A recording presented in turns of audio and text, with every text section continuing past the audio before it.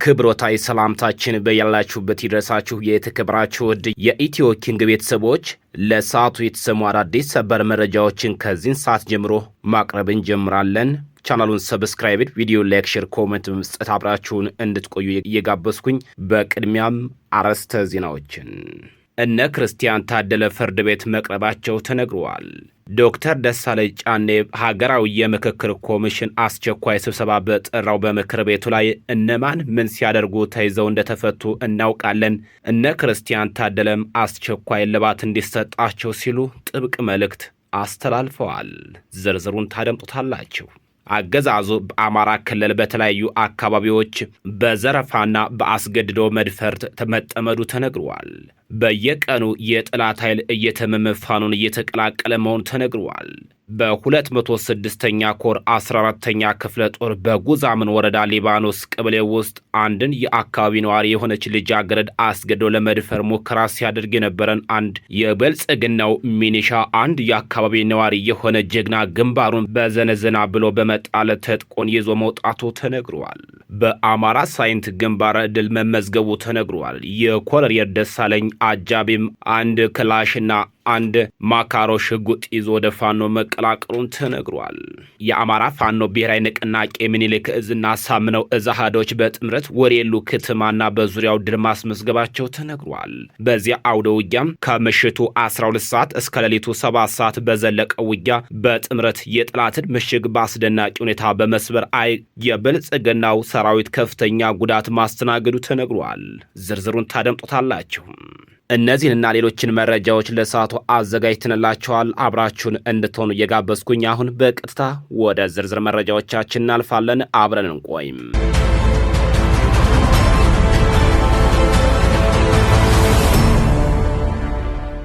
በየቀኑ የጠላት ኃይል እየተመመ መሆኑ ተነግሯል። በ206ኛ ኮር 14ኛ ክፍለ ጦር በጉዛምን ወረዳ ሊባኖስ ቀበሌ ውስጥ አንድን የአካባቢ ነዋሪ የሆነች ልጃገረድ አስገድዶ ለመድፈር ሙከራ ሲያደርግ የነበረን አንድ የአረመኔው የብልጽግናው ሚኒሻ አንድ የአካባቢ ነዋሪ የሆነ ጀግና ግንባሩን በዘነዘና ብሎ በመጣል ትጥቁን ይዞ ወጥቷል። በተያዘ ዜና በዚህ ወረዳ ደሳሰም አቦ ቀበሌ አካባቢ ነዋሪ የሆነ አንድ ለቀለቄታ የሚገኝን ቢሆንም ምርሻ የተባለ ቅጥረኛ የብልጽግናው ሚኒሻ ግንባሩን በማለት ትጥቁን ተቀብሎ ወደ ፋኖ ተቀላቅሏል። ሁለቱ የብልጽግናው ሰራዊት አባላት ከደብረ ኤልያስ ወረዳ ከተማ በመነሳት የ206ኛ ኮር 14ኛ ክፍለ ጦርን ተቀላቅለዋል። የንጹሐን ደም ሰይጣናዊ ተግባራትን በመፈጸም ለተገነባው የብልጽግናው ዙፋን ማጽናኛ የሚጠቀምበት የጸረ አማራው የብልጽግናው አገዛዝ በመቃወም ወደ ማህበረሰባችን የሚቀላቀሉት የአገዛዝ ሰራዊት አባላት ቁጥራቸው እየጨመረ መጥቷል። 10 አለቃ ኤርሚያስ ሻታ የተባለ ሁለት የመቶ መሪዎች ከደብረ ኤልያስ ከተማ በመክዳት የ14ኛ ክፍለ ጦርን ከነሙሉ ትጥቃቸውም ተቀላቅለዋል። በአማራ ሳይንት ግንባር ድል መመዝገቡ ተሰምቷል። የኮሎኔል ደሳለኝ አጃቢ አንድ ክላሽና ማካሮ ሽጉጥ ይዞ ወደ ፋኖ ተቀላቅሏል። የአማራ ፋኖ ብሔራዊ ንቅናቄ ምስራቅ አማራ ቀጠና ምኒልክ እዝ ንጉስ ሚካኤል አሊ ኮር አማራ ሳይንት መቅደላ ክፍለ ጦር ታቦር ሻለቃ ፋኖች ወደ ጓምዴ ቀጠና ለመግባት በርካታ ኃይል ከዙ 23 እና ሞርተር ጋር በተሽከርካሪ ጭኖ የመጣውን የጠላት በመመከት በመልሶ ማጥቃት ታሪክ ሰርተዋል። የካቲት 9 ቀን 2018 ዓ.ም አማራ ሳይንት ወረዳ ውስጥ በተለምዶ መለስ ሳንቃ በር ተብሎ ወደሚጠራው ቦታ በመጠጋት አንድ ዙ 23 2 ሞርተር እና 6 ድሽቃ አጥምዶ የታቦር ሻለቃ ፋኖችን ጥሶ ለማለፍ ጓምዲ ታዳጊ ከተማ ለመግባት ያሰበው የጠላት ኃይል የአማራ ሳይንት አናብስት በጀግንነት ተፋልመው ወደ መጣበት የመለሱ ሲሆን በከባድ መሳሪያ በታጀበው በዚህ ትንቅንቅ ከጠላት በኩል ቁጥራቸው ያልታወቁ ወታደሮች ሲቆስሉ በርካቶች የተደመሰሱ እንዳሉም የኮሎኔል ደሳለኝ አጃቢ ተናግረዋል። የታቦር ሻለቃ አባላት ፊት ለፊትና በጀርባ በኩል ተሰልፈው የጠላት ኃይል ላይ ከፍተኛ ሰብአዊና ቁሳዊ ጉዳት አድርሰዋል። ከጀርባ በኩል ወደ ሳይንት አጅባራ ከተማ በመቅረብ የጎዳ ተብሎ በሚጠራ ቦታ ላይ ጥቃት በመሰንዘር የጠላትን ኃይል ሙትና ቁስለኛ ሲያደርጉት ጠላት የመሸገበትን ቦታ በብርሃን ፍጥነት በመልቀቅ ወደ መጣበት ተመልሷል። ውጊያው በፋኖ ድል አድራጊነት እንደተጠናቀቀ የጠላት ኃይል በመክዳት ወደ ታቦር ሻለቃ የተቀላቀለው የኮሎኔል ደሳለኝ አጃቢ በአማራ ሕዝብ ላይ እየተፈጸመ ያለውን ግፍ ወደ ፋኖ እንደመጣ ሊያስገድደኝ ችሏል ያለ ሲሆን ሌሎች የቀድሞ ጓዶችም የውጊያ ሞራል እንደሌላቸው ገልጸዋል።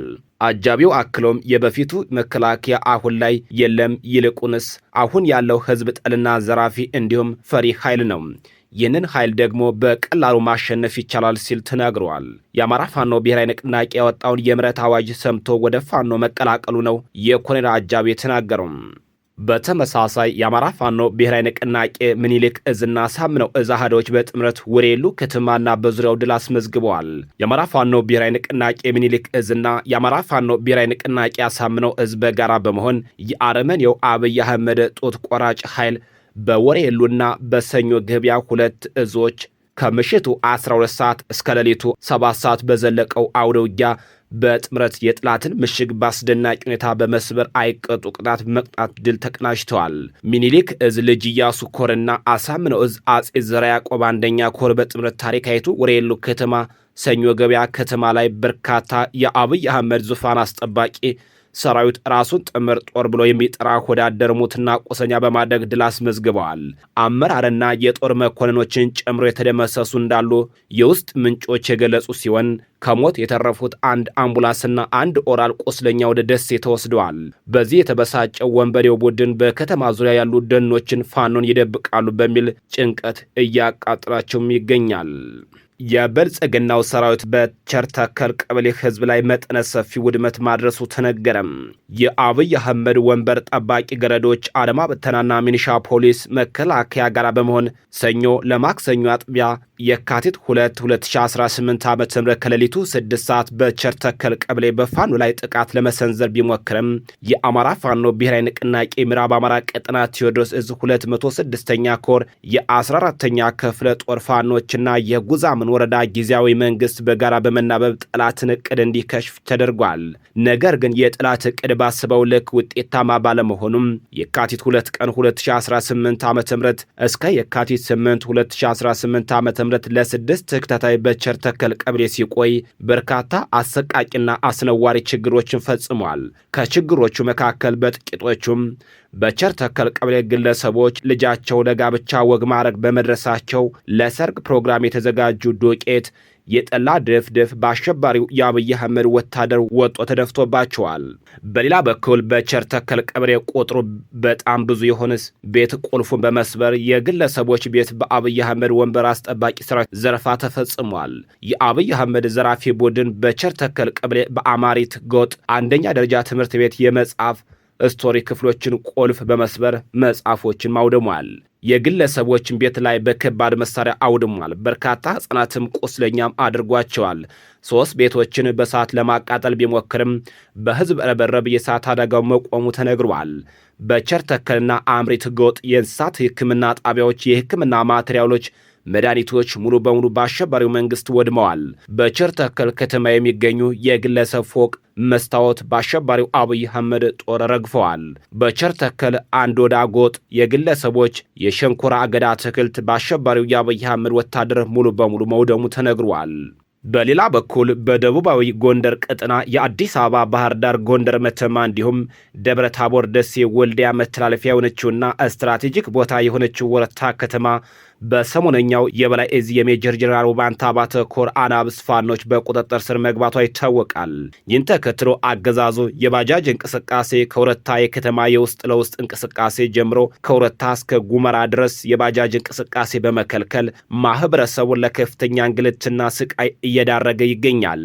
በዚህም የተነሳ ህዝባችን በዚህ ሙቀት በባዶ እግሩ ከ15 ኪሎ ሜትር በላይ የዕለት የኑሮ ፍላጎትን ለማሟላት ተሸክሞ ለገበያ ወደ ከተማ በመጓዝ እየተሰቃየ ይገኛል። እንዲሁም በመቶ ሺዎች ለሚቆጠሩ ወጣቶች የሥራ ምንጭ እና በርካታ ቤተሰቦች የዕለት ጉርስ ማግኘት እንዳይችሉም አድርጓል።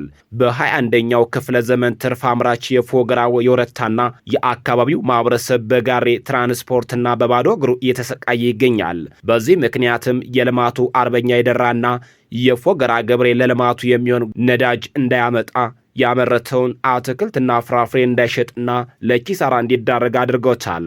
በተመሳሳይ የጭነት መኪኖች ግዳጅ ይዞ በመሄድ ምክንያት የአካባቢው ማህበረሰብ በብላክ በገዛው ነዳጅና ማዳበሪያ ያለማውን ሽንኩርት የሚጭንበት መኪና ጠፍቶ ማሳ ላይ እየበሰበሰ እንዲቀር ሆኗል። ይህ ማህበረሰብ የማሰቃየት ተግባር ፋኖን ታግዛላችሁ፣ ድጋፍ ታደርጋላችሁ ከሚል እሳቤ የመጣ ነው ተብሏል። ይህን ችግርና ስቃይ አድርሱልን ሲሉም በአገዛዙ የተማረሩ የደራና የፎገራ ማህበረሰብ ብሶቱን እያሰማም ይገኛል። ወደ ሌላው መረጃችን ስናልፍ እነማን ምን ሲያደርጉ ተይዘው እንደተፈቱ እናውቃለን ሲሉ ዶክተር ደሳለኝ ጫኔ ለምክር ቤቱ ተናግረዋል። በርካታ አማሮች በፖለቲካ አስተሳሰባቸው በማንነታቸው ታስረው ለረጅም ጊዜ በእስር ቤት እየተንገላቱ ነው። እነዚህ ተራ ዜጎች አይደሉም። ማህበረሰቡ ጉልሃን ብሎ የሚለያቸው ማህበረሰብ ልሂቃን ብሎ የሚያስቀምጣቸው የሀሳብ መሪዎች ናቸው። የፖለቲካ መሪዎች፣ ጋዜጠኞች፣ አክቲቪስቶች ናቸው።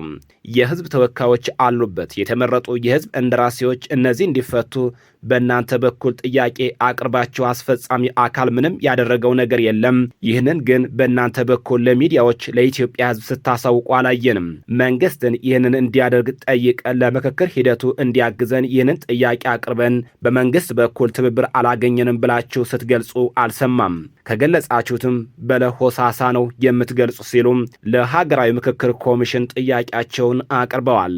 እኔ ከመጀመሪያው ይህንን ሂደት የምክክር ከመደገፍ ተነስቼ አሁን ስሜት አልባ ነኝ። በዚህ ሂደት የሀገሪቱ ችግር ይቀረፋል የሚል ተስፋዬን አጥቼበታለሁ። ባለው ሂደት ገምግሜ አይቸው አሁንም እየቀረቡ ያለው በእናንተም በኩል በተወያዮቹም በኩል የቀረቡ ጥያቄዎች በደንብ ጎልተው ለኢትዮጵያ ህዝብ መገለጽ አለባቸው ብለዋል። አሁን በነገራችን ላይ ሌሎች ህዝቦች ሊቃን ታሳሪዎች የላቸውም። ክቡር ኮሚሽነር፣ ለመረጃዎች ያክል ከትግራይ የፖለቲካ ሊቃን የታሰሩ አላውቅም። እኔ ከኦሮሚያ ብዙ የታሰሩ ሰዎች ነበሩ፣ ተፈተዋል። በሰፊው ታስሮ ያለው ሊቃኖች ከአማራ ህዝብ ያሉ ተወካዮች ናቸው። ነገ ሊቃኖች ታስረውብኛል አልተወከልኩም ቢል ይህ ህዝብ በቂ ምክንያት አለው ብዬ መከራከር እችላለሁ። ስለዚህ ይህ ጉዳይ መፍትሄ ይሰጠው። አሁንም መንግስት በትክክል ችግሩ እንዲፈታ የሚፈልግና በውይይት የኢትዮጵያ ፖለቲካ ችግሮች መፍትሄ ያገኙ ብሎ የሚያምን ከሆነ ይህ በጣም ትንሹ ነገር ነው ሲል ዶክተር ደሳለኝ ጫኔም ለሀገራዊ ምክክር ኮሚሽን ጥያቄያቸውን አቅርበዋል። በሌላ በኩል በእነ የተከበሩ ዮሐንስ ቧያለው መዝገብ ተከሳሾች ፍርድ ቤት መቅረባቸው ተነግሯል። ፍርድ ቤቱ የአቃቢ ሕግ ምስክሮች ቃልና የተከሳሾችን የሰነድ ማስረጃ አስተያየት መርምሮ ብይን ለመስጠት ለሚያዝያ 15 2018 ቀጥሮ ይዟል። በእነ የተከበሩ ዮሐንስ ቧያለው መዝገብ በሌሉበት የተከሰሱት ጨምሮም ከ52 ተከሳሾች መካከል 16 የሚሆኑት በአማራ ማንነታቸው ከመኖሪያ ቤታቸውና ስራ ቦታቸው ታፍነው በግፍ እስር የተሰቃዩ ናቸው። በምርመራ ስም በአፋር ክልል አዋሽ 40 ድረስ ተወስደው ሲቪሎች በወታደር ካምፕ ከ6 ወራት በላይ እንዲሁም በአዲስ አበባ ፌዴራል ፖሊስ ሜክሲኮ ከ2 ወራት በላይ በር ተዘግቶባቸው የተሰቃዩ መሆኑ በሰብአዊ መብትና በሚዲያ ተቋማት ተደጋግሞ የተገለጸ ጉዳይ ነው።